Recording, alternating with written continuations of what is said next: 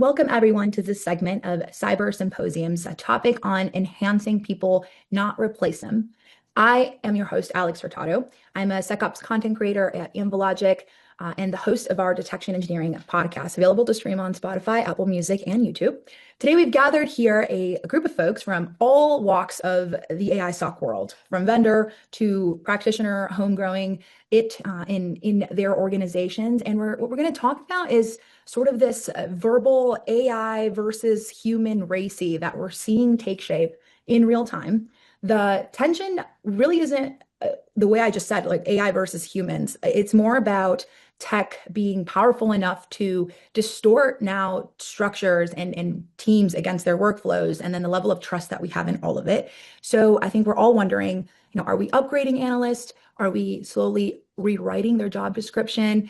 Because whether or not, I think we've all seen LLMs somewhere in the detection pipeline or life cycle, right? Drafting rules, tuning and triaging, and all the SecOps chores. And then it's awesome that it's actually working. I think a lot of us have a pretty interesting perspective on which parts it is. And I've seen that, MIT says that 95% of Gen AI pilots are failing, while Google says that 88% of early adopters are actually getting real ROI value from it. So which one really is it, right? Which one has actually matched your lived reality? Want to break all of that down here with this team. So why don't we just kick off with the question, right? Where is the line? Where do we trust AI? And where do our human analysts still hold the key? We'll walk through every life cycle, every phase, but just to kind of kick us off here, where are we all at with this? John, I'll go first. Yeah, yeah, I'm gonna say I'll go first. In my roles at consulting CISO, I have a couple of customers that have started AI projects, and one of them is a large organization, 5,000 plus employees, and they started with a well-known AI consulting group, and their project kind of ran into a roadblock where none of the data was labeled that they wanted to ingest. So they actually had a data governance problem to start with, and so that project hasn't really gotten off the ground as much as leadership had hoped. Another organization I'm working with has gone much more slowly. They're more cautious financially in terms of investing $1 million, $2 million, $3 million into an AI project. What they've done instead, which I think has been the most successful, is they have created a AI group internally. It's like an AI advocates group. And so the employees are able to take time away from their day-to-day operations to do some kind of AI project. So there's oversight. And so it's growing internally that way. And opportunities develop, opportunities arrive, and they're able to take on those. So I would say it's somewhere in between MIT's statistics and Google's statistics. Of course, the truth usually lies somewhere in between. But I have seen a number of customers, more than two, let's just put it that way, who have started a project without a plan. And that's not usually a good way to start a project. You really need to have a plan in place. What are the goals? What are the objectives? How are we going to try and achieve this? And then you run into the technical hurdles of whether or not the data has been labeled if you're trying to ingest it and trying to harvest your own internal data. So it's a mixed bag for sure. Mm-hmm. I think there's a distinction between that, as you describe, as one of these large different things that you do for enterprise scale systems and whatnot. But a lot of companies don't start with smaller projects where you are using LLMs as a function and inserting your deterministic code in between as arms and legs for the agent. So I think where Google's seeing successes, and perhaps other vendors, is really the customers that are starting off with the most subroutine type framework. So can you have, instead of using an LLM as a function first, let it do something where it has low risk, and then kind of ramp up and focus up on your data labeling and other aspects. Maybe that's perhaps where we're late within. And then for us, we found success in perhaps not just the planning, but the opposite too, where we all use hackathons and we really develop and have prizes and gamify all this. And then we move that towards a strategic goal or function. And even though those are MVPs, that's the start. And then we kind of iterate on that. So that's what we've been doing out here. Yeah, I see that. What I just heard you both say is starting in the experimental, and that really, I think, has a big impact on the culture of accepting it all. And it can get obviously a lot more granular in the operationalizing of getting into the telemetry of it and the detection creation of it. That's putting a lot more trust into some high impact work there. But starting small with, hackathons is just really introducing it via culture. And I think that's a really good place to start. Or starting anywhere that it reduces a repetitive task that nobody likes to do anyway, because it's not affecting anybody's job, right? It's making everybody feel much better about it. Yeah, Alex, if I could chime in here for just a minute, is I think John's statement regarding that the MIT stat and the Google stat, the truth is probably in the middle. And I want to, based upon my experience with helping enterprises take advantage of orchestration, what I've seen is the teams that had strong operational hygiene, like clean data pipelines, stable telemetry, a detection lifecycle, saw huge returns from automation. And those were environments where you could introduce new workflows and everything just kind of snaps into place. The teams without that foundation, however, like everything failed quietly. So we try to automate enrichment or triage and hitting gaps. And those could be like inconsistent logs, stale detections, unknown pipelines. In those cases, it looks like the tool or capability is failing, but really the integration service was never really healthy enough for success to begin with. So the net of it all is I think the MIT stat feels directionally right. Most teams maybe don't have the hygiene to adopt AI as cleanly as they'd hope for, but the Google number, 88% ROI, is absolutely achievable with the right foundations. And what I'm just trying to convey is like, I don't think like tools fail, but we have to really look in terms of where that integration of that technology does. I agree, and double down on that. I think garbage in, garbage out is true in here as well. Like it doesn't pass. And the AI we build on top of this data, AI is enriching on top of this data. So if you bring in wrong data, if you bring in broken logs, if you bring in anything that is not right to begin with, of course, you're wrong to expect that either an analyst or AI agent will ever get to the right result, either by missing part of the data or just not having it or not taking it up to the level which is actually operational and you trust the data to begin with. And I think another thing that's important to look at is we definitely, the first go-to with AI in SOC was, okay, let's triage alerts, right? But then we're saying, here we're looking at the whole life cycle of the alert. There's even more to that, in my perspective, about SOC transformation, whether it's upskilling analysts or the price of a turnover, the price of onboarding a new hire. So there's a lot of other aspects in the whole life cycle of a SOC, for managing security operations that AI can help in, which is not just the go-to of whether it managed to triage this one with malicious or not. No, totally. I want to go two steps into a lot of the core sections of the whole alert lifecycle. But what a icebreaker that was, right? We always love some stats to get us started. Actually, I think since then, I believe that Kevin Beaumont tweeted about the MIT study, and since then it's been taken down. So if people on demand go looking for this article, it's no longer there, right? So I think we can only fall back on the Google. 88% of early adopters are getting value, which is a positive, right, for this conversation still.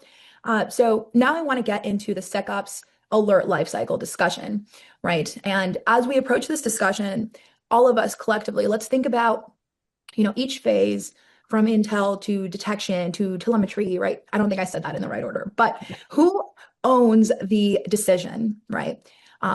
Specifically when AI suggests the wrong thing, and where does accountability now sit? Because the race is like shifting, right? So I want to get into responsibility boundaries, liability, escalation chains, hunting the last mile roles, right? When failure mode is unacceptable.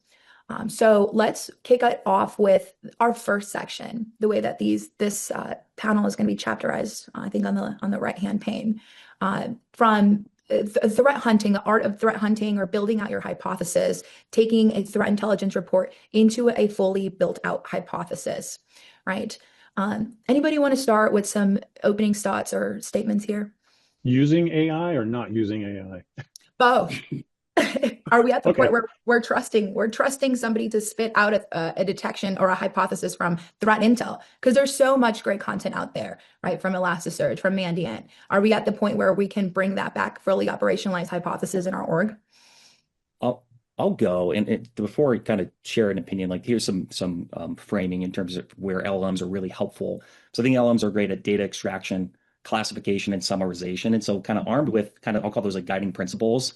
I think AI is really great at normalizing raw intel, clustering reports, even summarizing those threat write-ups. Alex, like you said, the Mandiant report, the Google reporting, and generating hypothesis drafts.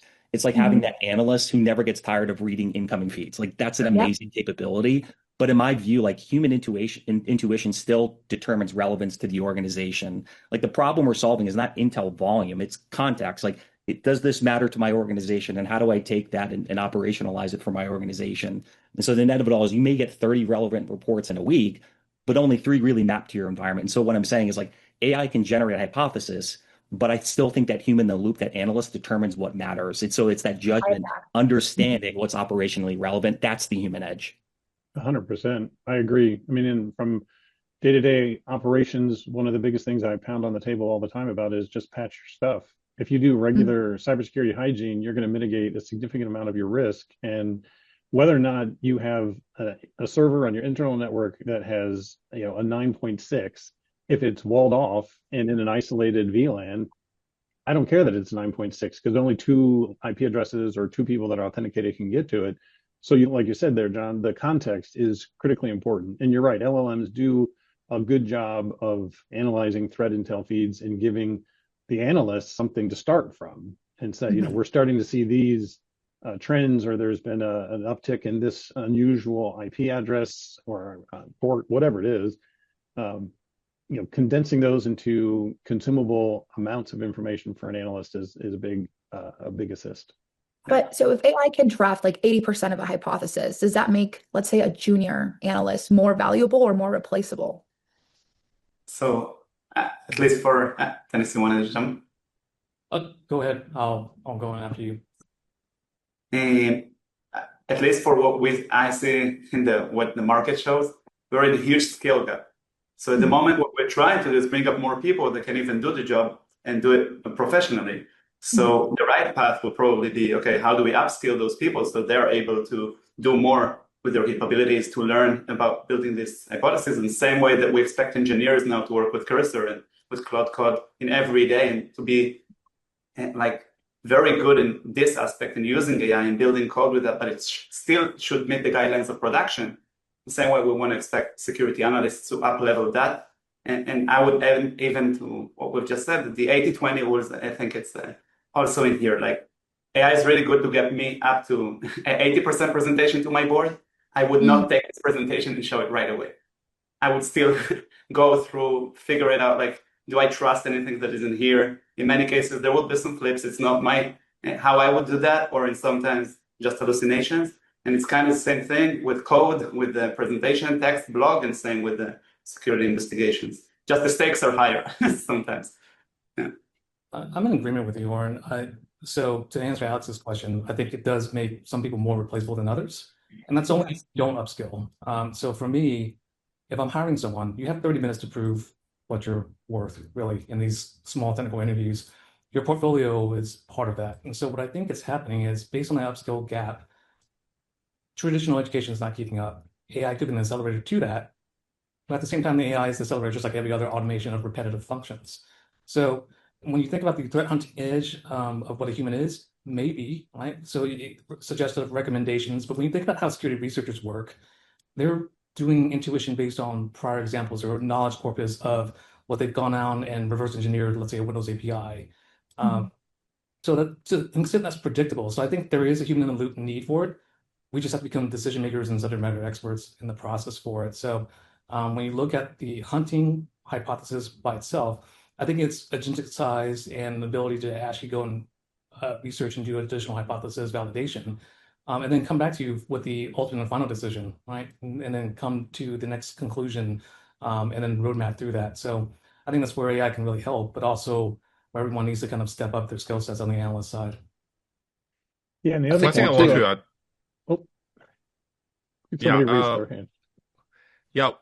One thing I want to add on the hunting side is, in addition to hypothesis generation, I think there's actually another big component of value proposition, which is the execution of the hunts. Like every threat hunter already knows they should be looking at uncommon PowerShell scripts. They should be looking at, unusual sub-processes of common Windows executables. They should be looking at kind of infrequent ASNs or domain names or IP addresses.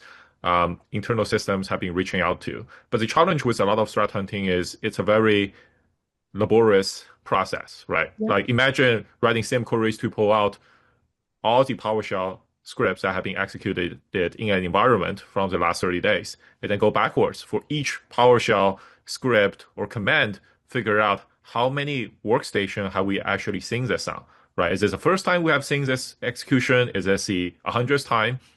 Right, and then go through the mental process of looking at evaluating those scripts in the first place, right? What kind of API calls they are using? Is there any obfuscation, right? Is there any network connectivity and all of that? All of these are very laborious kind of data analytics work that from our experience, we have seen a lot of success with large language models automating. Again, another kind of example of a common hunt is you might get a hunt pack that talks about specific IOCs or patterns within emails. I don't think any threat hunter enjoys digging into corporate email systems looking for strange variations of DocuSign emails, right? That's not fun. Yes, you can write a regex to capture some of that. But again, these are things that because large language models are very good at summarization, they are very good at digging through, like processing through large quantities of JSON blobs.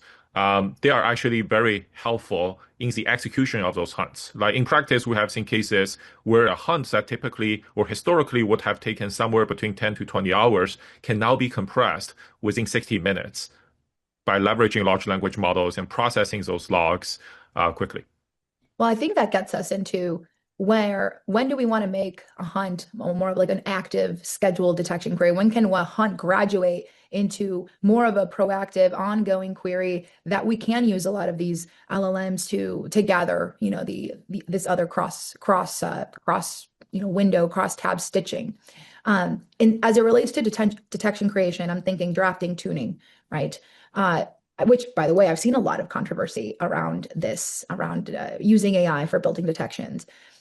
Where are we at with this? Because I think the positive that we have in this model is that for detection engineers, we've universally accepted, right? The MITRE, right? We're on now version 18. That's the universal DE, right? Language. Everybody, and it's in a specific type of schema, it's in a specific type of contextual framework.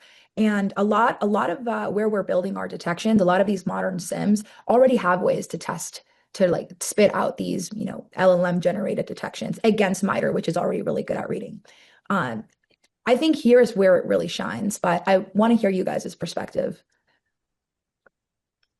I think one thing to consider too, as we kind of talk about this, is that I think there's a difference between size of organization or complexity of organization when it comes to practical usage of AI, right? Like we're just talking about threat intelligence, right? There's some organizations out there that have 30, 40 people, 100, probably $1 million spend in threat intelligence, people, tools, technology to drive, right, proactive information that they're giving to the business units, but also down to practitioners, the people who can build detections, et cetera, right? I think it's those areas where I think AI is going to play a specific role in making those organizations more effective, right? By like what you were saying earlier, Alex, performing specific tasks to make their day-to-day operations easier. And I think over time, right, maybe the size of those teams or the spend on all of those things will start to go down and down and down as the processes improve. But I also think we have to also think about it from a small enterprise perspective, right? The people who can't afford those large teams to drive those things, this is a significant edge. I think for those teams, for those people who can't have, a bunch of detection engineers or even threat hunters who are focused on that stuff, right? So I think that's where we'll start to see, right? If we're going to just blanket it all, like, has AI been successful? I think it will be successful across all these areas, but I do think we should probably think about the edge that it's going to give a smaller organization with maybe less funding to do tasks that they were never able to do because they didn't have the people to do it. I think that's where we'll start to see also some huge improvements from a security standpoint. We have also seen a lot of success in leveraging large language models for tuning. Like when you think about tuning, there are two things you need to do, right? One is figure out what to tune out most of the time. And the second is how to actually implement the tuning within the detection logic itself. Like second is actually already pretty common. I know a lot of people use ChatGPT, right? Hey, here's my SPL query. How do I add this additional condition to make it do X and Y and Z? I think oftentimes come off the shelf chatbots and Gen AI systems already can recommend some of these syntactical changes to the tuning roles. First, it's actually more difficult because one challenge you generally run into is you cannot tune detection out if you haven't looked at them. So you, to some extent, have this chicken and egg problem. You want to tune detections because oftentimes there are too many of them. You don't have the capacity to look at them. But then at the same time, in order to safely tune out detections, you have to build confidence that what you are tuning out is actually false positives and consistent false positives. And that require you to actually look at those detections in the first place. And that's kind of where we have seen many cases where some of our early adopters and customers actually take the approach of unwinding some of the tuning first, and then leveraging the additional capacity of AI systems to review all of those untuned detections to help them to build confidence that a subset of those tuned out detections are actually false positives, that they should add the tuning back. So the idea is with the additional capacity, security teams can unwind the tuning, can open up the aperture, and then be a lot more precise in what they tune out, right? So instead of tuning out the entire, /16 subnet, maybe they can identify, 3/24s within these /16s that's actually, has very high concentration of false positives. So that allows them to actually optimize their tuning to be more granular and precise. Yeah, I want to raise a number of good points, specifically in terms of thinking about an AI system and saying, I'm going to look at my tuning and filtering that's applied and the ability to open the aperture. Because one thing that's great about these systems is you're no longer just constrained by the amount of human time available in your SOC. One of the patterns that we've been seeing is not only the ability to apply better statistical analysis and say, are we overtuned? And maybe are we undertuned? But the ability to ask what we'll convey is better dynamic questions relative to the investigative flow that the alert is following. Let me be more precise. Hey, we're going to ask these sets of questions because this is specific to your organization. It goes back to context. So a combination of what Edward's saying is highly accurate. The ability to say we may be overtuned, we make some adjustments here, but also these AI systems are great at saying, now go ask these questions as well to bring that context there to the investigative plan as a whole. Yeah, because one of the things that I see on a regular basis is, there are Mandiant, CrowdStrike, pick your favorite flavor of a vendor that will provide attack surface management, and they're going to be scanning every IP out there. And so if you are detecting on, port scans on your external assets, you're going to get a lot of false positives because they're going to be from vendors that are not doing anything malicious, but you could be chasing your tail saying, oh my God, do I have to block this IP address? And like you said, we're not going to block a /16, maybe a /24, but what you want to do is you want to know what's normal. And like you said, John, we want to add context, and you've got to have, in my mind, the human in the loop to understand that not all vulnerability scans are created equal.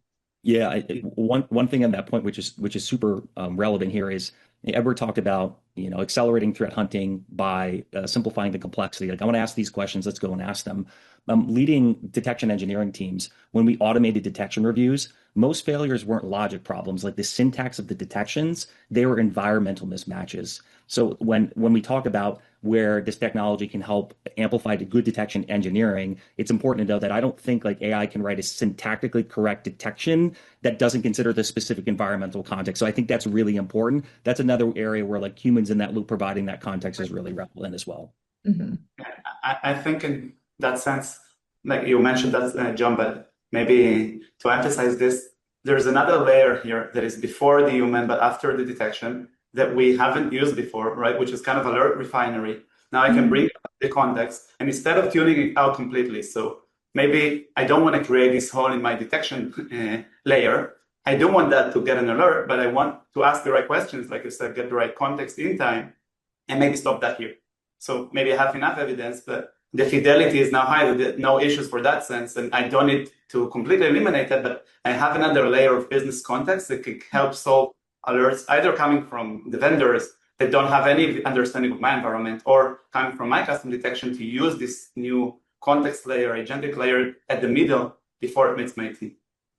Alert refinery is actually a really great, I'm really glad you brought that up, really great leadway into the next section, because you're right. I mean, if we're providing tuning recommendations based off of a couple things, right? Based on previous alerts that are similar to that, and what that fix has been in the past, or what that maybe a better syntax adjustment could be. And if an attack doesn't really happen like that, you don't have a lot of quantities of that alert for it to draw a conclusion from. Our next section, right? Telemetry wrangling. telemetry has never been cleaner and cheaper to emulate, right? And to potentially help tune out a type of rule, right? So in this section, I think is another advantage for us that, especially in the cloud, a lot of these cloud providers, cloud CSPs, these schemas are very well documented, and any kind of pipeline plumbing in this area is also in our favor, right? Any comment, any perspective on telemetry wrangling?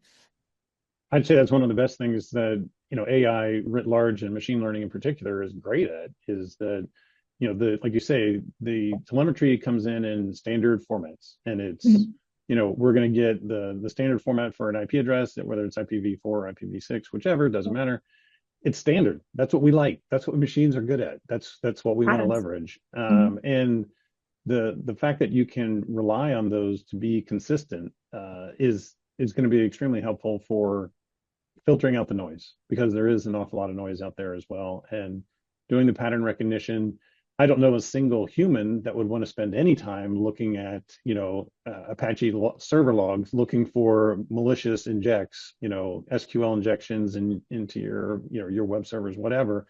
But machine learning does that very fast, very quickly. You could have a high throughput environment with, load balancers, whatever you want.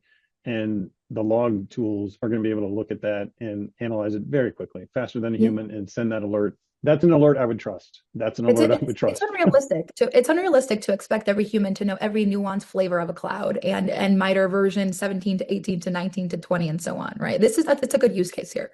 It's a very good use case. And even the end user behavior analytics, once that came out, John Bruggeman doesn't open up PowerShell he never uses PowerShell inherently on his own. And then suddenly he browses to a website and suddenly PowerShell is executing. It's a drive-by download. That's an easy thing to automate, easy thing to turn into orchestration and automation. That's what you want to do. That's what these tools are good at.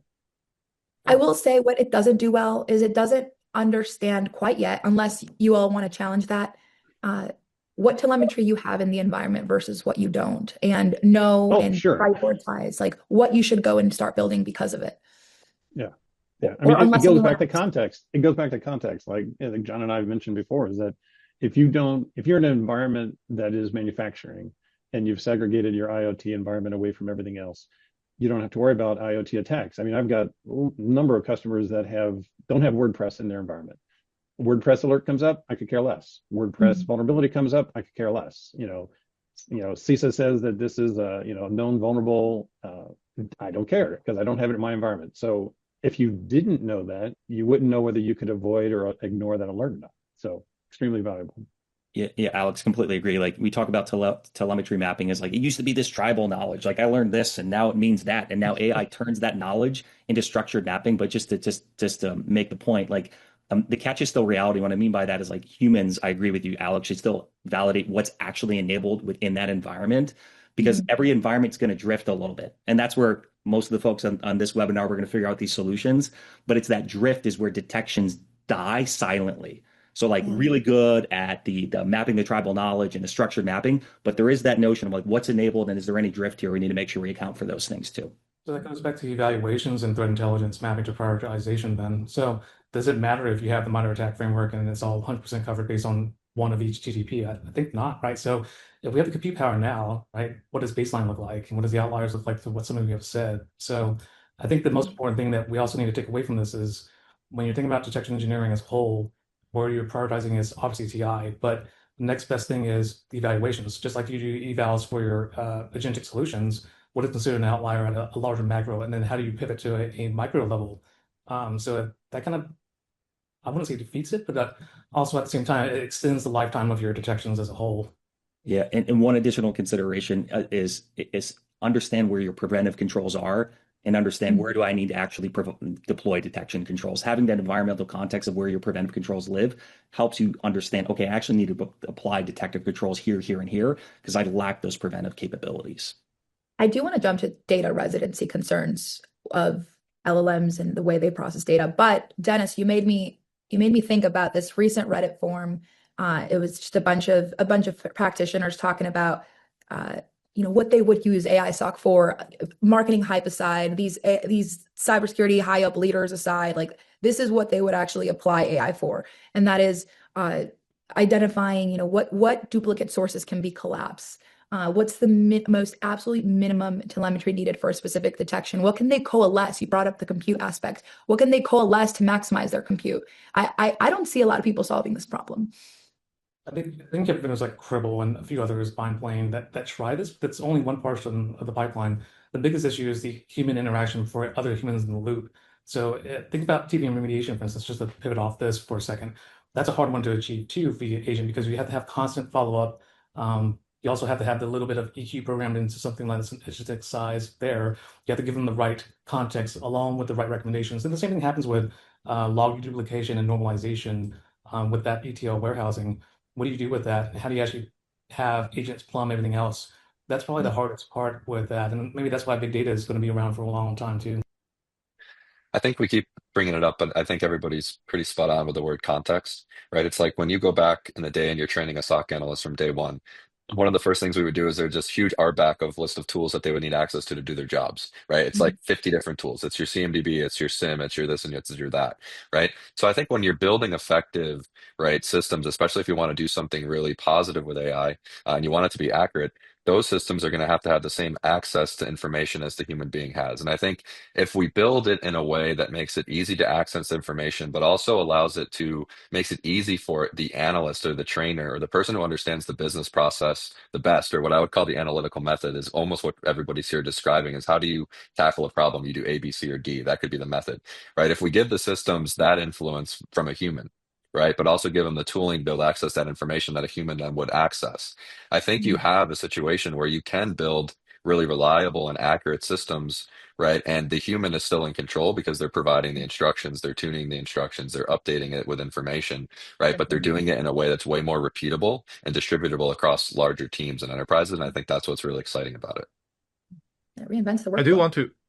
I do want to maybe share a contrarian point. I know a lot of folks have beliefs that with large language models, there are a lot of opportunities to optimize the cost, ultimately reduce the price of SIMs, or maybe even overall obviating SIMs. But one observation I do want to share is, like, when people think about optimizing the cost of the security data lake or SIM, one thing that a lot of folks forgot is with large language models, the access pattern of data within the SOC itself is drastically changing. What I mean by that is historically, you build a SIM, and yes, you might have a team of 10 analysts. Each of them might query the SIM 5 times every hour, and that's all, right? But now with large language models, with AI SOC agents, hey, we can have AI SOC agents that's querying the SIM, 50 times every second. So this is where what I have seen, or what we have seen in the field is a lot of times, a lot of security teams optimize their security data lake and SIMs based on the historical human-only query pattern. The number of queries is limited by the number of human analysts you have. Hey, no human analyst is able to write an SPL query once every second. But now we are moving forward into an agentic world where you have both human analysts as well as AI analysts accessing the security data lake or the SIM. And what we have seen is a number of organizations are not well prepared for that. Frankly, a number of SIM and data lake solutions are not prepared for that because now the number of queries that can be executed is no longer bounded by the human capacity. And we have seen cases where people have to change how they actually perform ETLs, how they actually structure their data pipeline, because the volume of queries might actually increase significantly now with AI agents accessing those data on top of the existing human analysts. No, thank you for sharing. I was going to get into a couple other things, but we're running short on time. So let's cover alert analysis, accuracy, noise reduction. I think this is something that a lot of us were excited to talk about. We've established that LLMs are great at patterns and plumbing work pipeline, right? Summarizing. Not the best at final judgment, it seems like, or orchestrating the playbook to begin with. So my question to the group is, how do we measure accuracy, precision, trust when evaluating AI to either to home grow it in our environment or as to buy it as an AI SOC vendor within our SOC? So I think in terms of accuracy and trust, maybe start with accuracy. Okay. Not precision recall is great, which is something coming more from the data science part of the house, but there's other stuff on top of like measuring that. For example, how much alerts post AI agent investigation, for example, did the analyst were able to close right away, or did they have to go and do more other steps? This is a great measurement of, okay, did it really help me at all or not? And then how many malicious verdicts or this is bad turned actually to be false positive. So it's also a measurement, not just of our models, but level higher than that. And in terms of trust, I think it's a lot about, can the AI analyst eventually explain the explanation from the agent to their manager? So if I'm a SOC manager, I still want my team to be accountable. I don't want accountability yet to move completely to the vendor, because then what am I going to say when we're going to get attacked? Right? Yeah, the agent's fault. No, I'm not going to say that. I'm still going to have the people accountable. So I want them to be able to audit the decision path, to track them. How did we get here? The different hypotheses, and eventually the accountability for how did this happen? 2 points on that. And Alex, just kind of play off that, like core detection engineering metrics, in my view, are applicable here. You've got like precision, recall, false positives, false negatives, time to decision. All those are really relevant, but I do want to amplify one point. Like when I was running a larger MDR, like our tools didn't need to be perfect because we were heavily invested in orchestration, and now AI is additional reasoning there. But our tools needed to behave in a predictable manner. And I think that's really important when it comes to AI, is the ability to say, is this system and the things that we're building, is it predictable? I think that's really important. And to counter that is, I think the role of a SOC analyst is changing, because it's going to be more and more of a role focused on being the safety net, the quality control inspection, to make sure that the automatic decisions that are happening are predictable, are accurate. And if not, what are we going to do to kind of improve the accuracy of the decision? I think it's also about customizable. Like, I think that gets us into black box versus letting, us build it all out, or trusting the AI agent completely, or how granular can we get to the customizing? Yeah, that's right. Yeah. Go ahead, Edward. Sorry. Yeah. So in terms of customization, I think this is where a lot of folks oftentimes maybe forgot how we as human engineers and analysts, how much we onboard during the initial, weeks and months. And this is where what we have seen is when you look at AI agents for SOC, most products are pre-trained out of the box. So they already know how to investigate phishing alerts. They should already know how to investigate EDR alerts from day one. But each organization is still very different. And when we look at like customization, we look at it from two perspectives. One is the customization of context. AI or softwares are not mind readers, right? They cannot read everybody's minds and understand like all the organizational context. That could be policies, that could be practices, that could be preferences. So these are things that we see over time as the security teams work with more kind of AI agents within their SOC. Oftentimes they are able to use a different mechanisms to weave in more of that organizational context, essentially onboarding the AI agents by teaching them about this environment. So that's kind of one type of like customization or onboarding or coaching. And then there's another type, which is more around like, hey, we have specific SOPs, or we have specific tasks and techniques we want the system to follow. Can the system follow those instructions? So those are kind of the more explicit coaching. Like we are a education environment. For some reason, we actually install EDRs on every student's laptops. And because of that, we get tons of EDR alerts when students install games that oftentimes have anti-cheating modules that look exactly like a rootkit. So in our organization, every time we see an EDR alert, we want to see, is this the executable path? Does that correlate to a game? And we want to see the user, is this laptop or workstation actually belong to a student? If a student laptop is running some games and it triggered the EDR, hey, we don't care about it, right? So that's a very explicit organizational specific kind of directive that the human operators want the AI agents to follow. So that's kind of from the high level, two types of customization we have seen. One is organizational context. The other is a set of explicit instructions and directives the human operators want kind of the AI agents as a coworker to follow.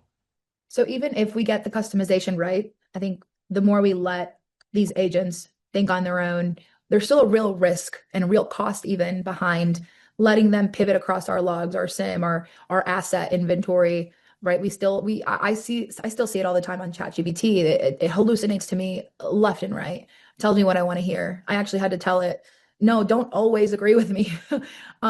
Just a few weeks ago, it can pull like from the wrong source, right? It can be a bit over aggressive and overconfident, I think. So how are we thinking about this chapter? I don't trust a lot of what the generative models respond unless basically I have to know the information before I ask it for the answer or question, because I can filter out the noise. Plus, I would never use ChatGPT or any of the LLM models to pick my fantasy football team. Those picks just don't work out, let me tell you. But so yeah, I mean, you have to have experienced and experience typically is what you get when you don't get what you want. So you want people that have years of experience to filter out the answer from those generated responses and alerts, because you don't want to orchestrate yourself into a denial service. Lots of interesting stories about how that can happen if you let your SOAR go unchecked. You definitely want to make sure that there's a human in the loop monitoring those orchestrated automation responses. It's just going to be you may have more people calling the help desk than you think if you let it just run on its own. I would argue though, Alex, too, and I agree with all those points, but I would say that the trust but verify methodology has been in place for a very long time. It's AI isn't like causing people to think that way. I think when you're in a SOC, right, there's, especially from my experience, there's always a experienced analyst who might be helping QA review cases, right? Making sure that what the human beings are doing, that they're trained to do, is accurate, right? And I think that goes with anything that people do, right? You're going to want to verify that even if you got it from whether it's the AI system or from a human being, that what information you're consuming is accurate, right? I think where we have to figure out is, I think John brings up a good point, because you can do things at such more higher volume and shorter periods of time. Could this become a larger problem where we're doing things like, if we don't even have the human resources to verify a lot of the human driven activity that's going on? How do we make sure that we're not like compounding that problem even worse when there's AI doing a lot more things that are outside of the scope of what a human can do?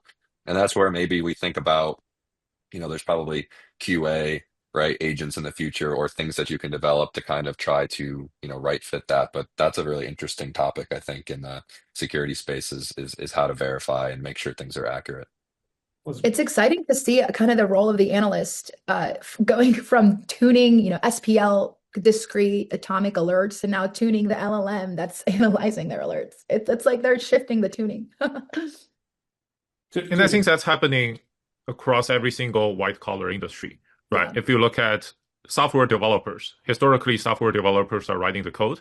I think nowadays, a lot of software developers are acting more like managers of Cursor or Windsurf, right?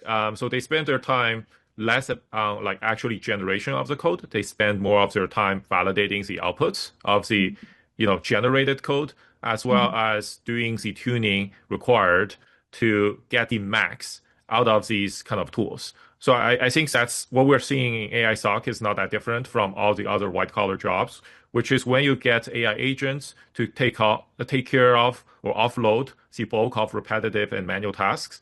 What the human, the human engineers and analysts really bring onto the table is number one, taste, right? Because humans know what is good, what is bad, what's right versus what's wrong. And the second is ability to really work with the agents to, you can call it tuning, you can call it coaching, you can call it, kind of leveraging reinforcement learning to really continue to improve it. At the end of the day, AI agents are not that different from machines, where like with any machine, you can use it correctly. There are ways to maximize its capabilities.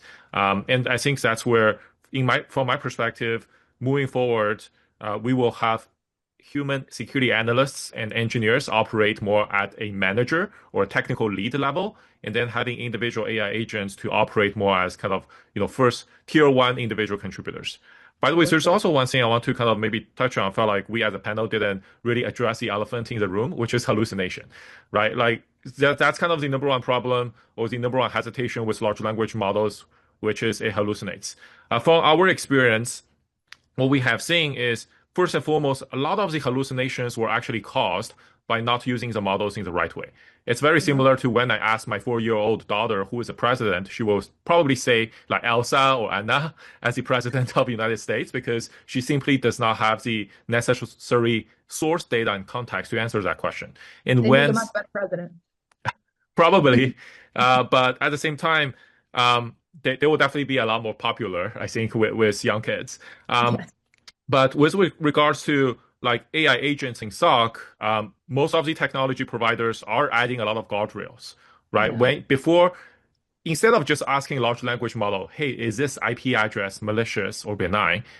Right? A better way to use large language models is feed it threat intelligence data from VirusTotal, from reversing labs, from IP, enrichment data sources, from VPN identification sources. So you feed all these structured metadata about the IP address to the large language model, and then ask it if it's, like summarize where it knows about this IPs. That's a much better way to leverage large language models to process information without creating a tons of hallucination. And ultimately, what we have seen in the field is, in terms of hallucination, it's exceedingly rare to have the system just outright hallucinate on the conclusion. Most of the time, what we see hallucination happening is, hey, maybe instead of this user historically logging in 5 times, the model might incorrectly summarize it to say the user actually historically logged in to the system like 6 times or 7 times. So most of the hallucination we have seen in the field are happening more on the kind of the finer details, or some of the kind of non-critical details versus like an actual alert being benign versus malicious. Well, uploading the entire VirusTotal database would require a lot of storage and even more compute, right? But I want to touch on some of the folks here that have worked in the MDR world. It seems like there's some people here that have worked in this space. Obviously, a lot of opportunity to make sense of many different types of environments with a lot of data that is constantly, being generated there. It seems to me that like do smaller teams get a disproportionate amount of value from AI in this sense, or do larger teams get more? It seems like the larger the environment is, the more complex it is to fine tune it instead of starting small and getting it right with a lot more data, like in the MDR world. I can take a stab.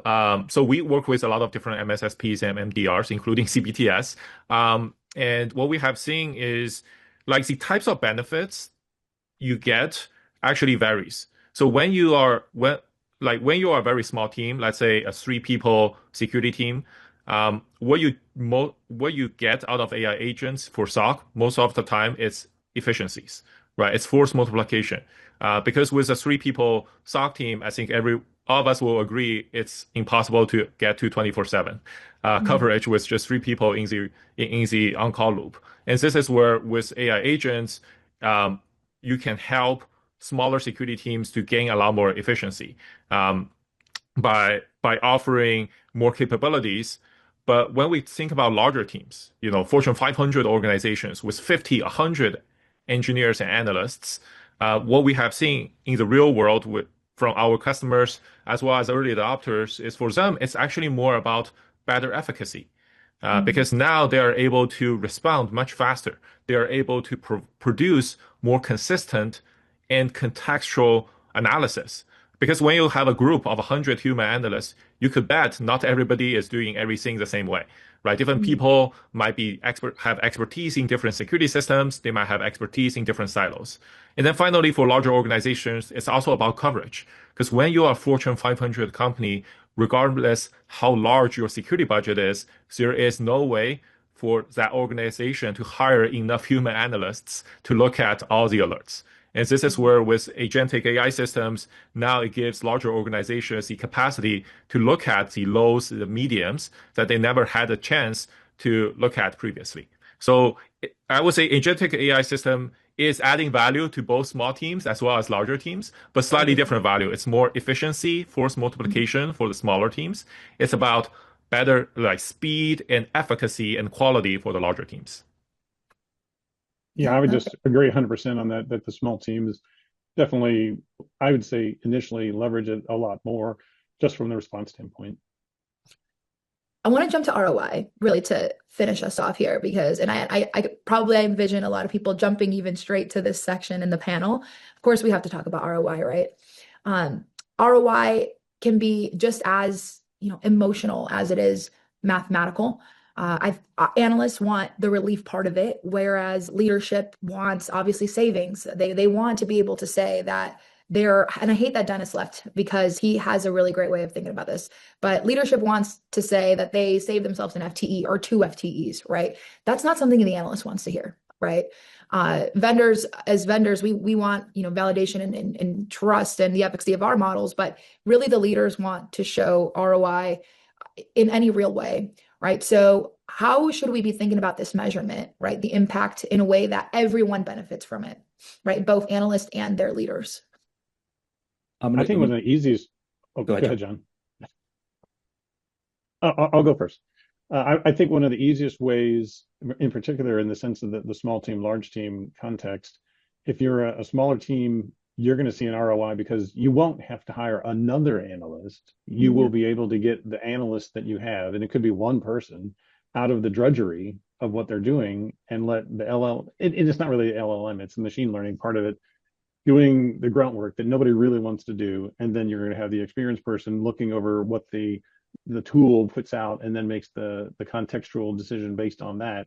For the larger organizations, they may not hire another analyst, but the analysts that are there get to do more of the fun stuff. I mean, I think most of my experience, analysts want to do the threat hunting. They don't want to, look up and see if this IP address is good or not good. They want to have high confidence that the information feed that they're getting is information that they can act on. So I think that's the way to look at it. It's more of a win-win rather than a win-lose. And the CISO or the CTO gets to say that they're saving money because they're not necessarily adding an additional body, but the humans get to do the more interesting stuff. Yeah, and I just want to call out that we're not trying to take SOC analysts and remove them from this loop. We're fundamentally changing where they fit in this loop. So the ability, one of the things that we've done pretty well successfully is the ability to process alerts into high quality investigations where it's transparent about all of the individual steps that we're taking. So when SOC analysts can look at that and say, I know exactly what they did. And sometimes there's feedback loop. I just wish that the product did that. And then we say, yeah, the product can totally do that. Here's how. And that's amazing. And so the ROI communication comes like lower time to context. We talk about how important context is here, both in terms of the organization, your playbooks, all of your detections. Edward talked about this. It's also higher detection completeness. Are we looking at that CrowdStrike Falcon with a low severity label? We are now. We are processing them all. And when we send them up and label them saying, hey, this is malicious, here's exactly why, and here are all the steps that the organization should take. The net of it all is also fewer inclusive investigations. And so ROI is leverage here, not headcount reduction. That's how I think about that. But if you're thinking about how to guide that conversation, you shift the conversation to coverage, quality, and burnout reduction. It's not just headcount saving. So that's kind of how I think about it. Yeah, the way I think about it, I feel like sometimes people tie large language model adoption with saving, the word saving. Personally, I'm not a big fan of the word saving. I think of it more as amplifying your budget, right? Instead of, hey, I brought this tool in and I saved X amount of money, it should be thought of more like I bought this tool in and hey, I just created $500,000 of budget out of thin air. Right? Because the way you think of this is the tool gives you force multiplication, so you can get a lot more done with the same budget and resources. Like every single security leader, and I've met in the last 3 years have shared they want more budget, but the business, they felt like they need more budget to do a better job protecting the organizations. But the business, for a variety of reasons, are not, doubling or tripling their budget anytime soon. And this is where agentic AI system can really help security teams. It's not actually about reducing or contraction of the budget. It's about doing a lot more with the same budget. So that's why, again, from my perspective, I don't like the word saving. Generally, when we work with our prospects and customers, we kind of coach them to think of more as budget amplification. You're actually creating more budget, and you're getting a lot more done versus actually reducing the budget as well as the headcount. Yeah, I would agree with all that. And I think I like the way John put it too. I think when we think about how it's going to shift an analyst focus or how is the role of a triage analysts in the SOC and evolve over time. I think when I was in the SOC, right, the triage analysis part wasn't my favorite thing to do, right? It was something I had to do because it was repetitive and it was something you did every day, but wasn't the funnest thing to do. Threat hunting, more proactive analysis, some of the more fun stuff was always things you never had time to do, but you made time to do it because it was what kind of made the job interesting, right? So I just think from a roles and responsibility standpoint, we'll probably see more focus on some of those more proactive things that people actually enjoy doing, and then AI can kind of pick up some of the other things that are more repetitive, that can be more baseline, that can be more influenced through a common analytical method that people can trust. And I just think it's going to evolve that way. It doesn't always have to be, you're going to eliminate those jobs. I think reshifting focus on what they do day in and day out. At least if I was an analyst, is what I would be using AI for, right? Get the repetitive, boring stuff out of my day to day that's taking up most of my time. Let me focus on more proactive things. I think Like convincing people. Hours saved is the best way to report it, in my opinion. Yeah, like convincing folks to spend more time, start actually implementing zero trust networking, or talking to the business team and understand why there are 100 public-facing RDP servers, and do they actually need to be public-facing? Is that who's got public-facing RDP servers? Oh, they're out there. Just check Shodan. Shodan's got them all. Yeah, and one fun stat, and I don't mean it cheekily. It's analysts, SOC analysts love to find evil. And when you triage all those alerts, benign, that's where kind of like the toil lives. But the ability where I see so much of these systems is changing the role in terms of the probability of me interacting with an alert that is indeed malicious goes up. Better job satisfaction, more creativity. That's the part of the job that really drew so many to this industry. So like I am very, very excited about where this technology is changing security operations. Especially when you found it, right, John? Like if you actually found the alert yourself proactively and then created the case and found, like that's what makes everyone feel really good as the analyst. Absolutely. I think that what a lovely way to wrap up this whole panel. We all discussed on how great it is, obviously, for this pattern recognition, solving these narrow, repetitive things that the analysts don't like doing, and shifting it to allow them to do more strategic, more finding the actual, real things, the satisfaction they get from that. And I think it's very clear that as an industry, I don't think anyone is saying that it's fully ready to replace, or at least I haven't seen it. And when it is discussed that way, it's not seemed positive, really. But I think we all can agree that it will change the shape of our teams, of our workflows, and it's just going to give us a much better place and much more space to think about things a lot better. And so with that, I'd like to thank everybody that has joined and participated in this panel.